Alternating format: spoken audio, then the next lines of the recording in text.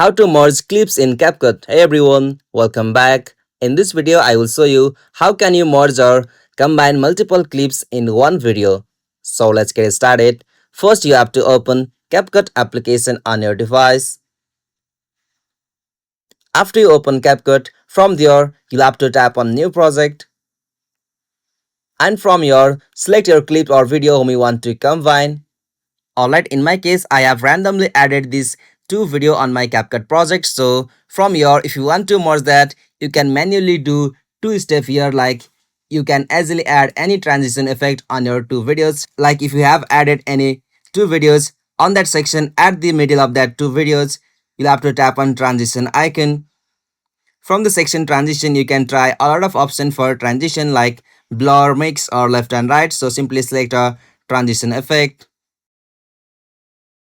Alright, as you can see like this, you can also merge that video in one frame, or you can also directly add that another video as of your overlay. For that, at the bottom of menu options, tap on overlay. Alright, tap on add overlay. From the section, you'll have to just add any video whom you want to combine or add on that single video. From the section, as usual, you can also add that video on your project, like two videos in one frame. So this is the method. Like if you want to merge or add multiple clips in one video.